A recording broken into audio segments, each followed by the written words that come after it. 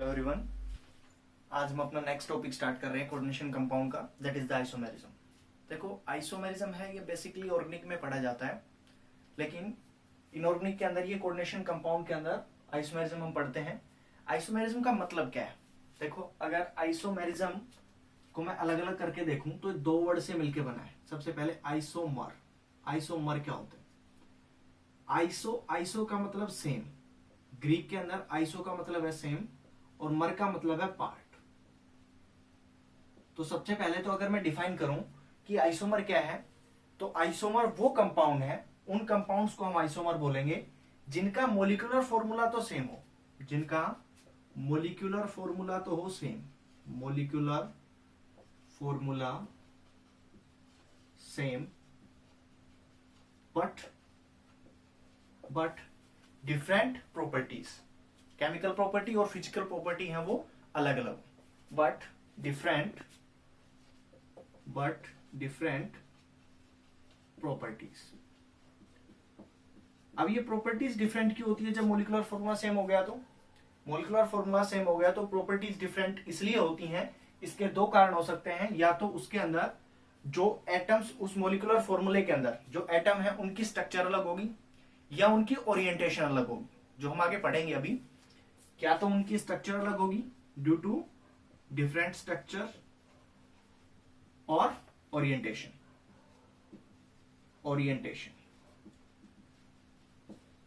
Structure का मतलब कि अगर उनकी स्ट्रक्चर अलग अलग है, उनके जो एटम है उनका स्पाइटियल अरेंजमेंट, स्पेस के अंदर अरेंजमेंट है, अगर वो अलग अलग है तो उनकी केमिकल और फिजिकल प्रॉपर्टी अलग अलग हो जाएंगी, लेकिन मोलिकुलर फॉर्मूला सेम रहेगा। तो आइसोमर को ऐसे भी डिफाइन किया जाता है, isomer are the compounds which have same molecular formula but different structure और स्पेस अरेंजमेंट या एटम अरेंजमेंट इन स्पेस। तो उनको हम क्या बोलेंगे? आइसोमर्स। इस फिनोमिना को बोलते हैं आइसोमेरिज्म। ये जो फिनोमिना है जिसके अंदर कंपाउंड का मोलिकुलर फॉर्मूला सेम है लेकिन स्ट्रक्चर या स्पेटियल अरेंजमेंट अलग अलग है, तो उसको हम क्या बोलते हैं? आइसोमर। और इस फिनोमिना को बोलते हैं आइसोमेरिज्म। अब इसके अंदर देखें, आइसोमेरिज्म दो तरह से होंगे। जैसा कि यहां पे हमने देखा है कि आइसोमर क्यों बने, क्योंकि स्ट्रक्चर डिफरेंट थी या ओरिएंटेशन डिफरेंट था। तो on the basis of structure, अगर स्ट्रक्चर डिफरेंट होगी तो उस टाइप के आइसोमेरिज्म को हम बोलेंगे स्ट्रक्चरल आइसोमेरिज्म। तो ये दो पार्ट में हम डिवाइड करेंगे इसको। एक होगा आपके पास स्ट्रक्चरल आइसोमेरिज्म,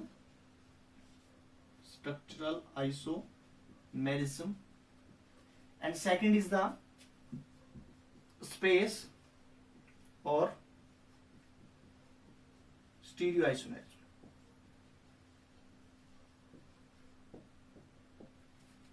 स्पेस और स्टीरियो आइसोमेरिज्म। ये जो स्ट्रक्चरल आइसोमेरिज्म है, जो आपके पास स्ट्रक्चरल आइसोमेरिज्म है, ये भी कई तरह का होता है जो हम अलग अलग पढ़ने वाले हैं। स्ट्रक्चरल आइसोमेरिज्म के पार्ट है ionisation isomerism, hydrate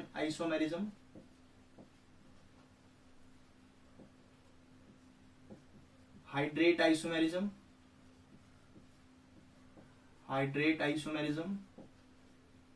hydrate solvate isomerism या सोलवेंट आइसोमेरिज्म भी बोलते हैं इसको। उसके बाद नेक्स्ट है इसके अंदर, दैट इज द आयनाइजेशन हो गया, हाइड्रेट हो गया। उसके बाद आता है that is the coordination isomerism.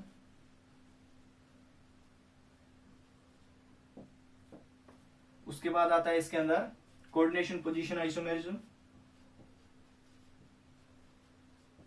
Coordination position isomerism,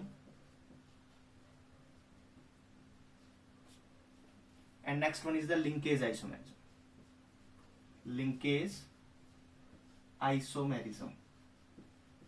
ये हम सारे आइसोमेरिज्म पढ़ेंगे इसके अंदर। नेक्स्ट आता है जो स्पेस और जो स्टीरियो आइसोमेरिज्म है, उसके अंदर दो तरह के आइसोमेरिज्म से होंगे, ज्योमेट्रिकल आइसोमेरिज्म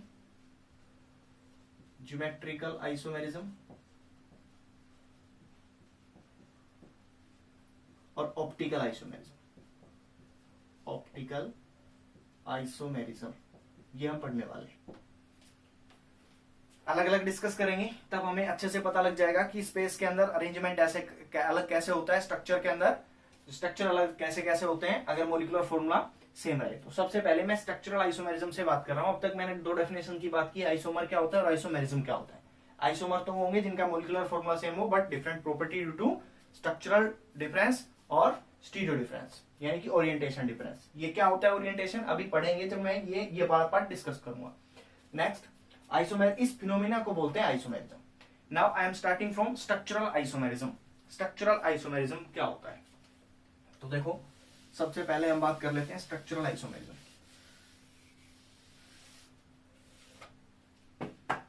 तो सबसे पहले structural isomerism.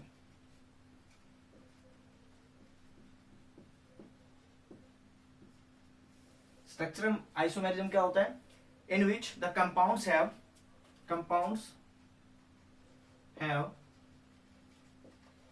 same molecular formula but different structure. These compounds are known as isomers. These compounds are known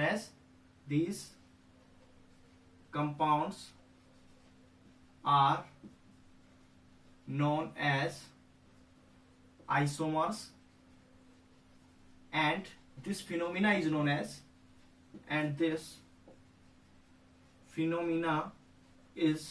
known as structural isomerism.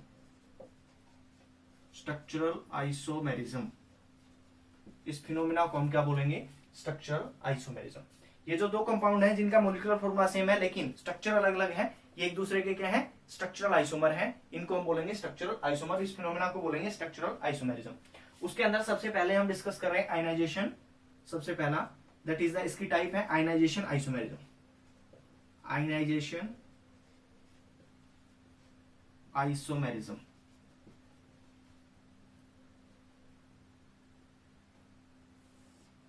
देखो नाम से पता लग रहा है आयनाइजेशन।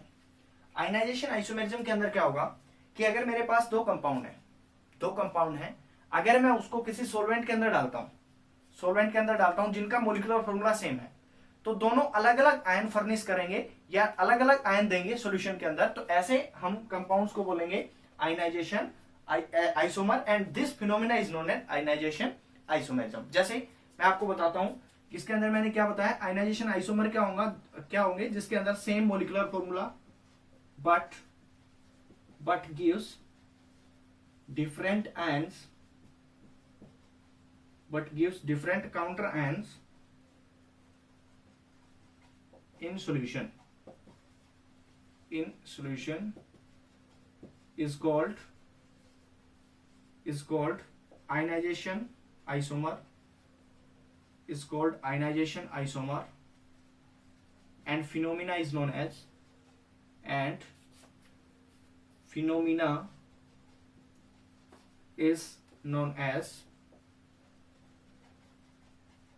ionization isomerism। ठीक है, कंपाउंड्स विच हैव लगा देना आगे, कंपाउंड्स विच हैव। अब देखो इसको एक एग्जांपल के साथ समझते हैं। मैं एक एग्जांपल लेता हूं कि मेरे पास इस तरह से दो कॉम्प्लेक्स हैं, ध्यान देना एक बार कि अपने पास दो कॉम्प्लेक्स हैं, एक तो है कोबाल्ट BrSO4, उसके बाद है BrSO4, इसको ऐसे नहीं, दूसरे ऐसे लेते हैं कि कोबाल्ट, इसके साथ है अपने पास NH3 Br एंड बाहर है SO4। ठीक है, दूसरा हम कंपाउंड लेते हैं, दूसरे के अंदर क्या लेंगे, एक दूसरा इसी तरह का कंपाउंड है CO NH3 SO4 Br। अगर इन दोनों कंपाउंड को मैं देखूं तो इन दोनों कंपाउंड के अंदर हम देख पा रहे हैं कि एलिमेंट सारे लगभग सेम है, लगभग क्या सारे ही सेम है।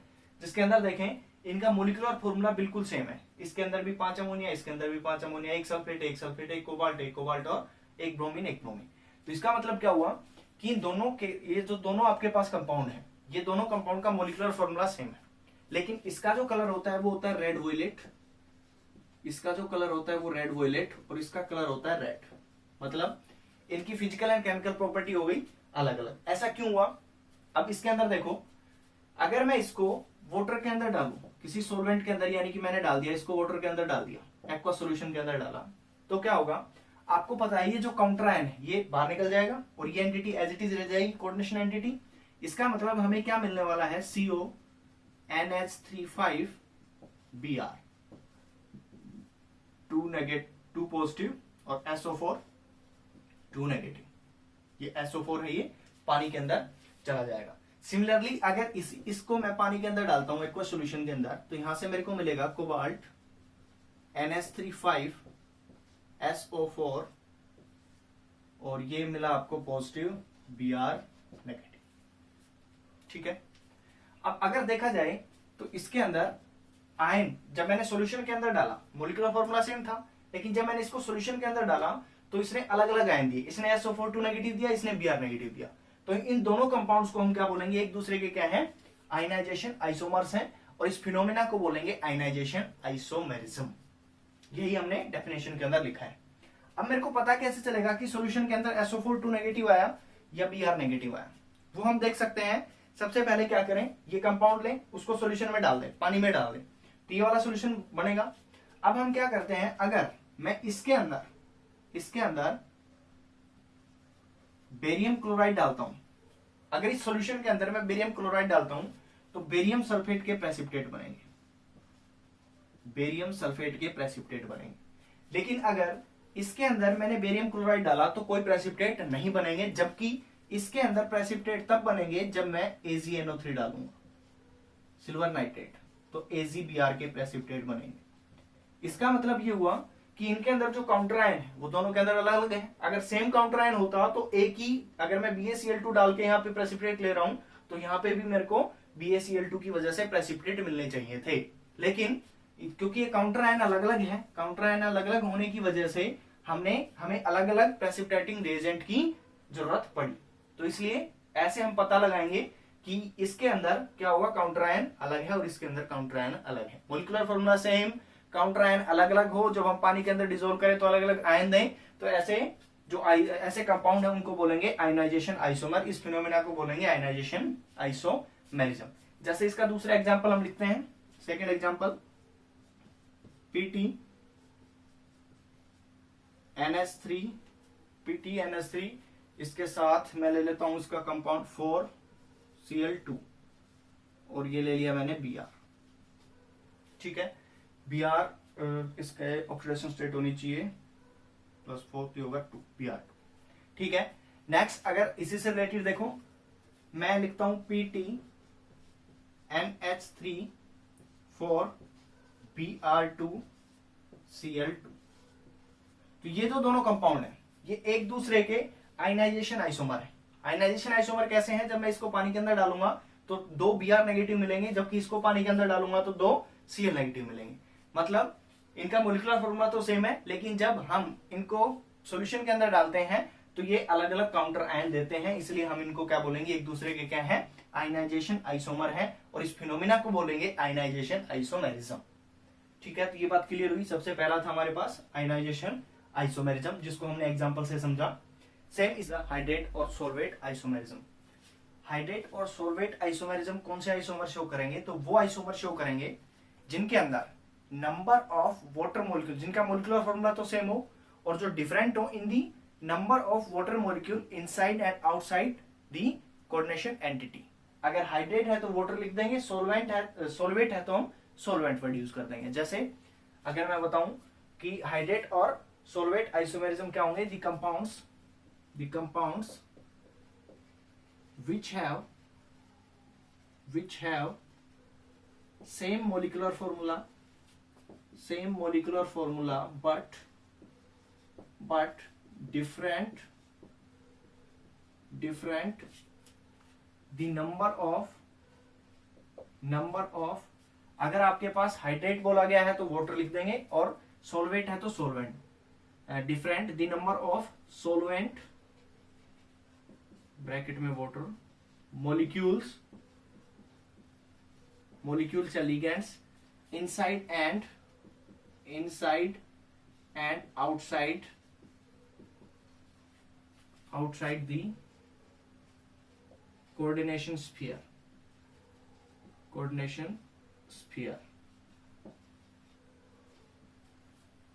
are known as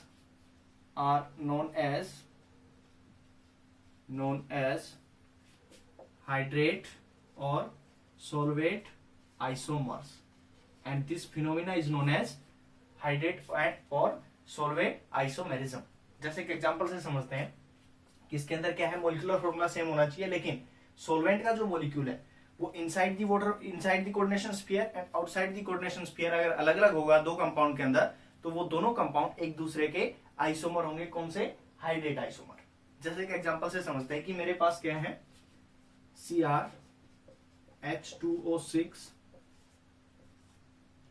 ये हो गया आपके पास Cl3, ठीक है। दूसरा एक मैं ऐसा ये कंपाउंड लेता हूं complex, that is the CrClH2O5 Cl2.H2। Third अपने पास इसी तरह से CrH2O4 Cl2 and this is the Cl.2/H2। अगर इन तीनों कंपाउंड को हम देखें तो तीनों कंपाउंड के अंदर क्या है, मोलिकुलर फॉर्मूला सेम है। एक क्रोमियम है सबके अंदर, 6 वाटर मॉलिक्यूल है, और इसके अंदर 3 क्लोरीन है, 3 Cl नेगेटिव आयन है। इसके अंदर देखा जाए तो डिफरेंस क्या है इन तीनों कंपाउंड्स के अंदर। इन तीनों कंपाउंड्स के अंदर जो नंबर ऑफ वाटर मॉलिक्यूल है, यानी कि जो सोलवेंट मॉलिक्यूल है, नंबर ऑफ वाटर मॉलिक्यूल, इसके अंदर 6 water molecule inside the coordination entity है, इसके अंदर 5 है और 1 बाहर है, इसके अंदर 4 अंदर है और 2 बाहर है। इसका मतलब क्या हुआ कि नंबर ऑफ, देखो मॉलिक्यूलर फॉर्मूला तो सेम है, मॉलिक्यूलर फॉर्मूला सबका सेम होगा, but different in the number of solvent molecule inside and outside the coordination sphere are known as hydrate isomers. तो इसका मतलब क्या हो गया कि एक दूसरे के क्या है, हाइड्रेट आइसोमर है। अगर इनके कलर की बात की जाए तो इसका कलर होता है वॉयलेट। याद नहीं रखना हमें, बस ये समझाने के लिए बता रहा हूं कि इनकी फिजिकल एंड केमिकल प्रॉपर्टी अलग अलग होती है। इसका कलर होता है that is the pale green, और इसका जो कलर होता है वो होता है डार्क ग्रीन। ऐसा क्यों हुआ? क्योंकि एक दूसरे के आइसोमर है। कौन से वाले आइसोमर है? हाइड्रेट और सोलवेट आइसोमर्स। और इस फिनोमेना को हम क्या बोलेंगे? सोलवेट और हाइड्रेट आइसोमेरिज्म, इस फिनोमेना को बोला जाता है। अब इसके अंदर देखो, ये एक इस तरह से हो गया, नंबर ऑफ वाटर मॉलिक्यूल अलग अलग होने चाहिए, किस किस के अंदर? कोऑर्डिनेशन एंटिटी के अंदर और बाहर। नेक्स्ट है हमारे पास third, that is the linkage isomerism. Third is the linkage isomerism. जैसा कि नाम से पता लग रहा है कि इसके अंदर डिफरेंस किसका होगा? लिंकेज का डिफरेंस होगा। तो लिंकेज आइसोमेरिज्म कौन शो करेंगे? वो कंपाउंड शो करेंगे जिनका मोलिकुलर फॉर्मूला सेम हो। Compounds which have same molecular formula but different in the attachment of atoms of monoatomic या monodentate ligand। हम लिखेंगे compounds which have same molecular formula but different in the attachment of atom, different in the attachment of atom of monodentate ligand are known as linkage isomers, and this phenomena is known as linkage isomerism। कैसे समझे? देखो, different in the attachment of atom in unidentate ligand। Unidentate ligand मतलब कि एक ही उसकी density होनी चाहिए, एक ही एटम से वो कंबाइन होना चाहिए, लेकिन डिफरेंट इन अटैचमेंट, अलग अलग एटम से अटैच हो। इसका मतलब एम्बिडेंटेड लिगेंड की बात हो रही है। मतलब लिंकेज आइसोमेरिज्म शो करते हैं वो एम्बिडेंटेड लिगेंड शो करते हैं, एम्बिडेंटेड लिगेंड शो करते हैं। कैसे? जैसे देखो, सिंपल वर्ड्स में समझने वाली बात है कि SCN नेगेटिव है। SCN जो नेगेटिव है ये लिगेंड है, ये सल्फर से भी कंबाइन हो सकता है और नाइट्रोजन से भी कंबाइन हो सकता है, नाइट्रोजन से भी कंबाइन हो सकता है, लेकिन ये यूनिडेंटेड लिगेंड है।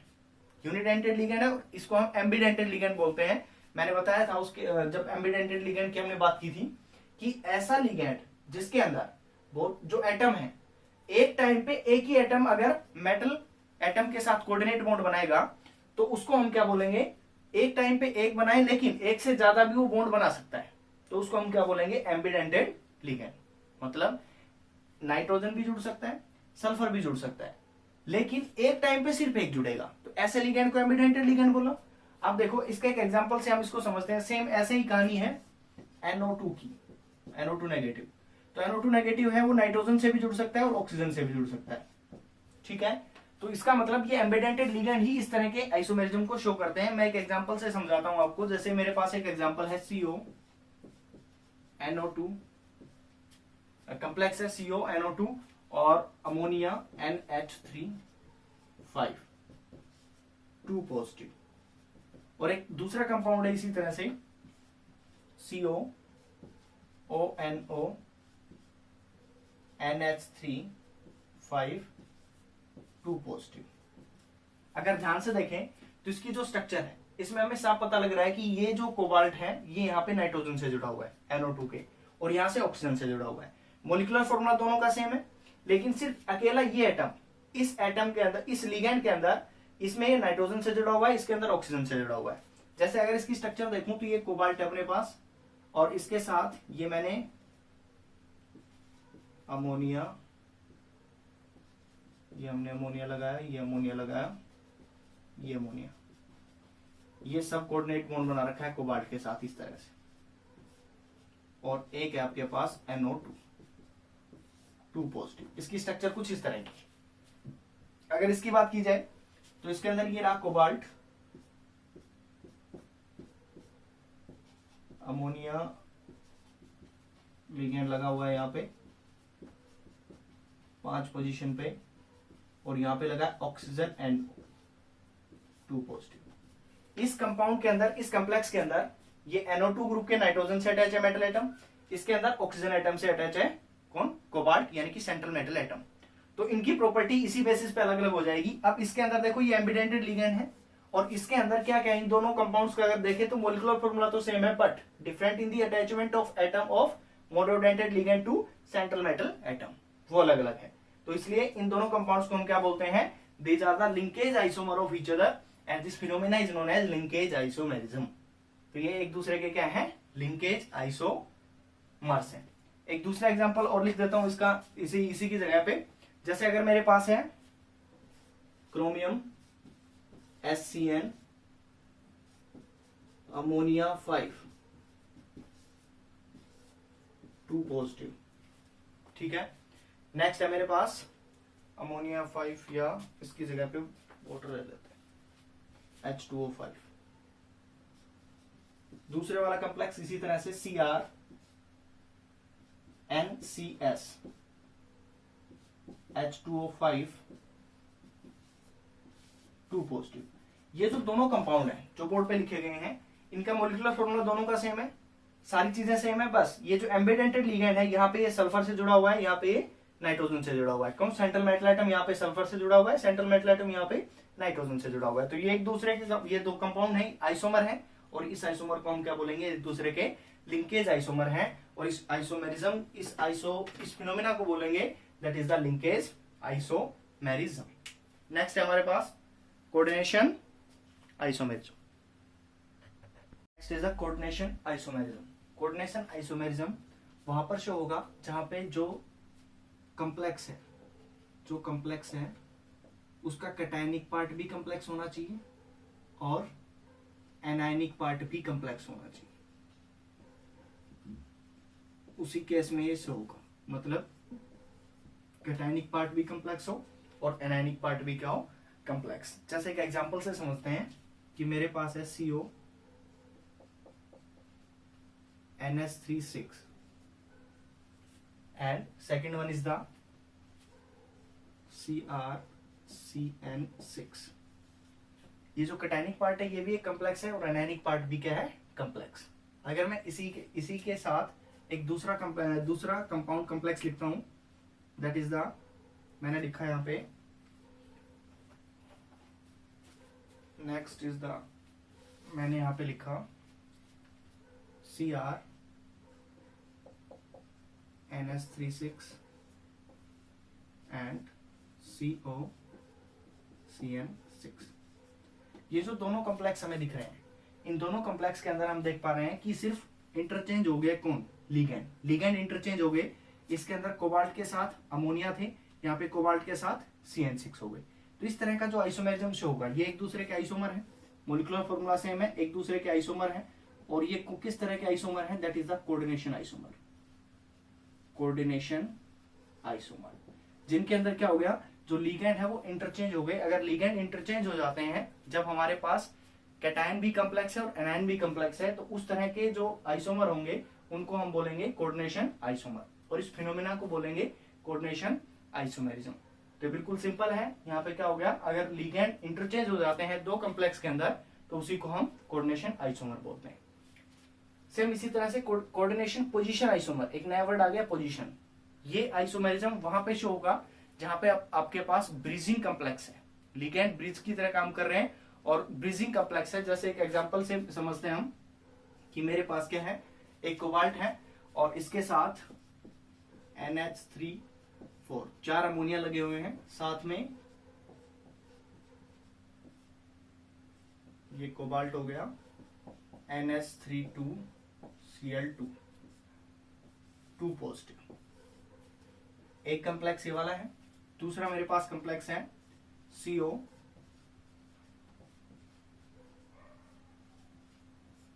अगर ये इसके साथ जो लिगेंड लगे हुए हैं, अगर मैं इसकी पोजीशन चेंज कर देता हूं, पोजीशन चेंज कर देते हैं, तो इस तरह के लिगेंड को, इस तरह के जो कंपाउंड होंगे वो एक दूसरे के आइसोमर होंगे और उस आइसोमर को बोलेंगे कोऑर्डिनेशन पोजीशन आइसोमर। कैसे, देखो अगर यहाँ पे 4 अमोनिया लगे हुए हैं, मैं इसकी जगह पे लगा देता हूं 3 अमोनिया और एक Cl, एक Cl यहां से आया, यहाँ पे लगा दिया और एक अमोनिया को इधर ले गया, तो यहाँ पे क्या बन जाएगा NH3 तो ये जो दोनों कम्प्लेक्स हैं, ये वाला कम्प्लेक्स और ये वाला कम्प्लेक्स, ये दोनों एक दूसरे के कोऑर्डिनेशन पोजीशन आइसोमर हैं। और इस आइसोमेरिज्म को हम क्या, इस फिनोमिना को हम क्या बोलेंगे, कोऑर्डिनेशन पोजीशन आइसोमेरिज्म। इसके अंदर हमने क्या किया, जो ब्रीजिंग लिगेंड लगे हुए थे, ऐसे ही कंपाउंड ये शो करते हैं, ऐसे ही कम्प्लेक्स ये शो करते हैं, जिसके अंदर जो पोजीशन चेंज कर देते हैं हम लिगेंड की। यहाँ पे 4 अमोनिया है, यहाँ पे एक Cl ले आया, एक अमोनिया को इस साइड ले गया, तो इस तरह के जो आइसोमर होंगे उनको बोलेंगे कोऑर्डिनेशन पोजीशन आइसोमर। नेक्स्ट हमारा लेक्चर होगा, उसके अंदर हम स्टीरियो आइसोमेरिज्म और स्पेस आइसोमर की बात करेंगे और उनके बारे में डिटेल डिस्कशन करेंगे।